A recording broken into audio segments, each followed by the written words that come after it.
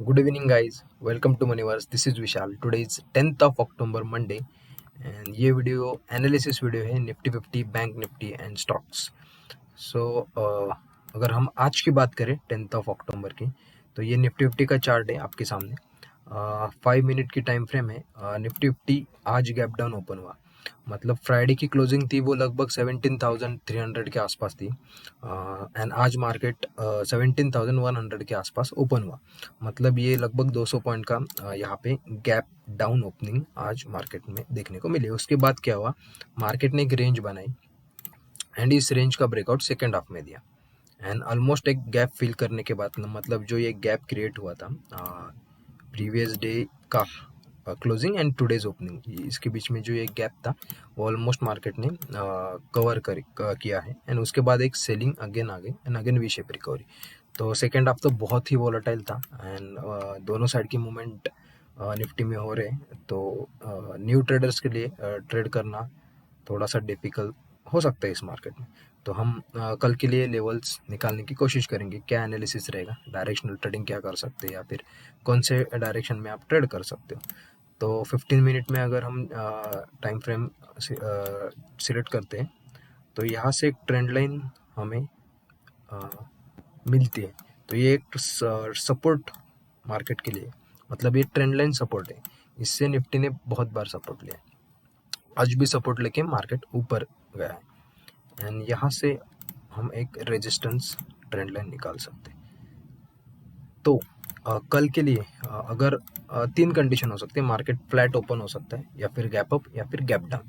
तो अगर Nifty flat open होती है यहाँ पे अराउंड 30-40 पॉइंट ऊपर नीचे ओपन होती है एंड ये स्विंग जो है आज का, ये निफ्टी क्रॉस करती है विद दिस ब्रेकआउट, तो यहाँ पे इमीडिएटली आप बाय कर सकते हो and quick scalping type trade ले सकते हो. बिकॉज ऊपर की तरफ अगर आप रेजिस्टेंस देखोगे तो ये क्लोजिंग जो आज जो गैप थोड़ा सा पेंडिंग रहा है, वो गैप फिल होने की कोशिश कल मार्केट कर सकता है.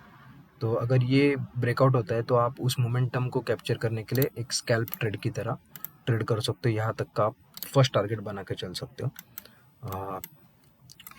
आपको अगर सेलिंग करनी है, मार्केट अभी तो मुझे स्ट्रांग लग रहा है. अगर आप ओआई डेटा भी देखें तो यहाँ पे निफ्टी 50 में पुट राइटिंग सबसे ज़्यादा है, उसके बाद कॉल राइटिंग. मतलब पुट का ओआई इंटरेस्ट बहुत है. मतलब मार्केट में पुट सेलर्स है. पुट सेलर्स कब होते हैं, जब मार्केट बुलिश होती है. मतलब पुट सेलिंग क्यों करते हैं, वो मार्केट को बुलिश एक्सपेक्ट करते हैं, इसलिए वो लोग पुट सेल करते हैं. तो अगर आपको ये ओआई डेटा का कंसेप्ट नहीं समझ में आ रहा तो हम एजुकेशनल वीडियो में ओआई डेटा के बारे में बात करेंगे. तो अभी आप समझिए कि अगर मार्केट को ऊपर जाना है तो ये स्विंग मार्केट को क्रॉस करना चाहिए विद द फ्लैट ओपनिंग. अगर मार्केट में बिग गैप अप वगैरह लगता है तो अगेन एक वोलेटाइल मार्केट हमें देखने को मिल सकता है. यहाँ पे कहीं ओपन हो गया तो मार्केट इस रेंज में बन सकता है. तो मार्केट को अगर आपको बाय साइड का ट्रेड चाहिए तो मार्केट फ्लैट ओपन होना चाहिए. एंड सेम एज अगर आपको सेल करना है तो मार्केट में एक गैप डाउन लगना ज़रूरी है. अगर मार्केट गैप डाउन लगाता है कल के ट्रेडिंग सेशन में ओपन गैप डाउन में होता है तो इमीडिएटली आप ये स्विंग क्रॉस करते ही आप एक सेलिंग की एंट्री ले सकते हो.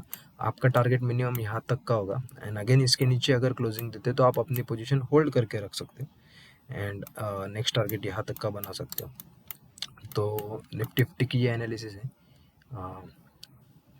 बैंक निफ्टी अभी हम देखेंगे बैंक निफ्टी में क्या ट्रेड बन रहा है एंड क्या एनालिसिस बैंक निफ्टी का है.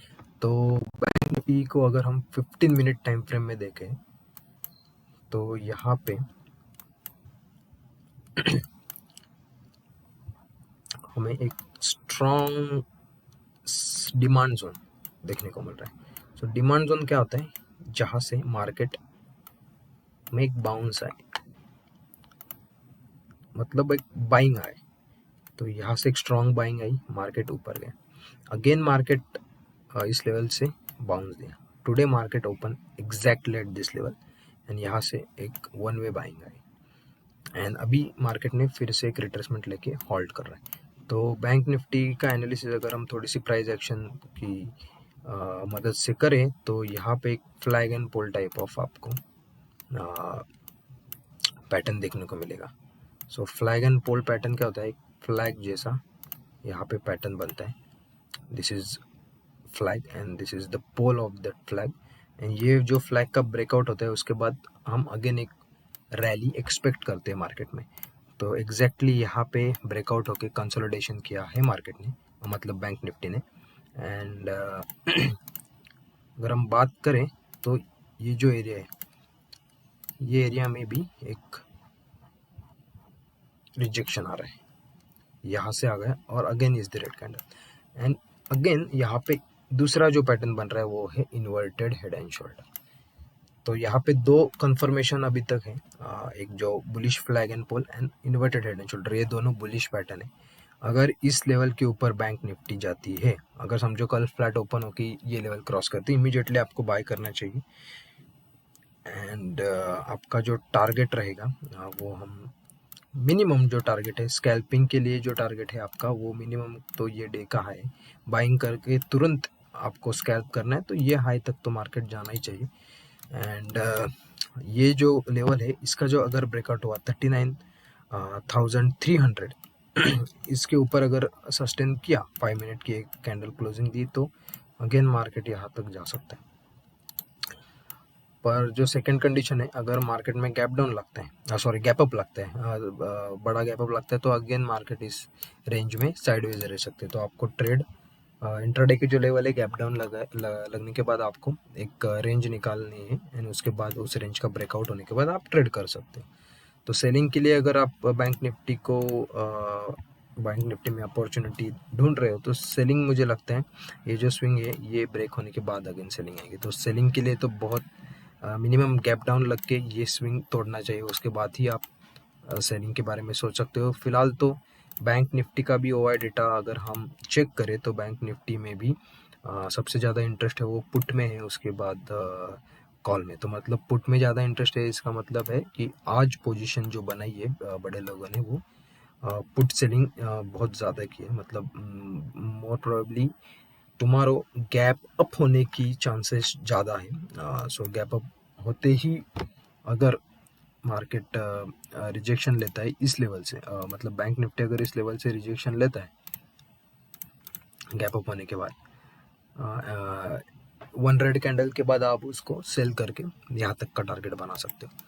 बट मार्केट में फ्लैट ओपनिंग के बाद अगर मार्केट ये लेवल क्रॉस करता है तो आपको तुरंत बाय करना चाहिए, एंड उस पोजीशन को होल्ड करना चाहिए जब जब तक मार्केट इस लेवल के पास आ जाए।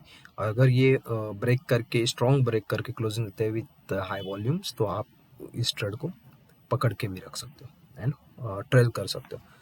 तो ये बैंक निफ्टी एंड निफ्टी की एनालिसिस थी। अब हम बात करेंगे स्टॉक्स के बारे में।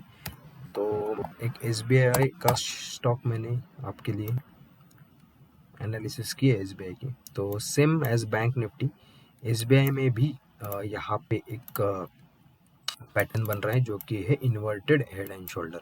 उसके बाद सेम बैंक निफ्टी में जैसे ट्रेंड लाइन थी सपोर्ट वाली, यहाँ भी ट्रेंड लाइन है, एंड ऊपर की तरफ एक रेजिस्टेंस ट्रेंड लाइन है। पर बैंक निफ्टी में सॉरी SBI में अगर आप देखोगे तो यहाँ से सेलिंग आई थी एंड यहाँ पे एक चैनल क्रिएट कर रहा है, तो मतलब ये बियर फ्लैग टाइप चैनल है। तो आज इस सपोर्ट से बाउंस लेके मार्केट यहाँ तक गए। तो अगर SBI में आपको बाई साइड का ट्रेड लेना है तो कम से कम SBI को इस लेवल के ऊपर क्लोजिंग देनी चाहिए। 5 मिनट की कैंडल इस लेवल के ऊपर क्लोजिंग हो गई अगर 533 के ऊपर, तो आप एक बाय साइड का ट्रेड के लिए एक्सपेक्ट कर सकते हो। पर अगर यहाँ से ओपन होकर रिजेक्शन ले रहा है रेड कैंडल पे, आप शॉर्ट कर सकते हो। ये स्टॉप लॉस लगा के अगेन आप इस लेवल तक का वेट कर सकते हो। अगर ऊपर की तरफ जाता है तो इंट्राडे में तो इतनी बड़ी मूवमेंट नहीं हो सकती ऐसा मुझे लग रहा है, 2% के हो भी सकते हैं, बट या अगर नहीं हुई तो आप उसको BTST करके भी जा सकते हो एंड ये लेवल तक आप होल्ड कर सकते हो। तो ये SBI का एनालिसिस था। तो सेकंड स्टॉक है हमारे पास रिलायंस। सो रिलायंस इंडस्ट्री में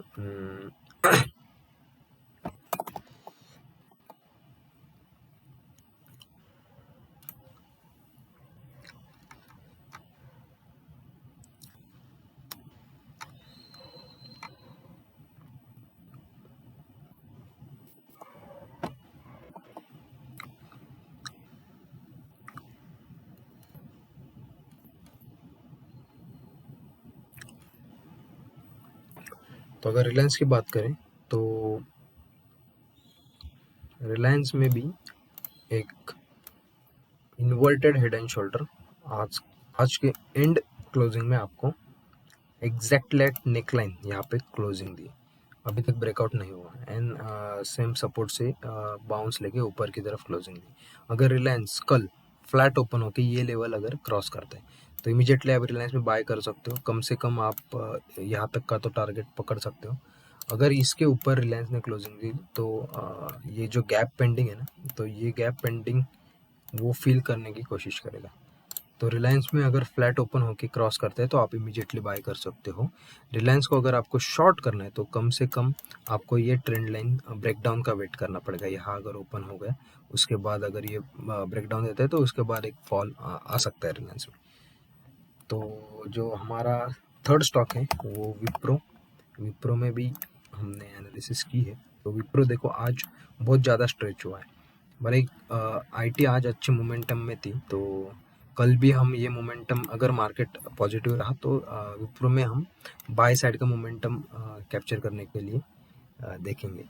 तो विप्रो ने क्या किया है देखो, आज जो स्विंग लो बनाया है, मतलब जो ये स्विंग लो था, ये स्विंग लो कभी भी इस स्टॉक ने ब्रेक नहीं किया अगेन।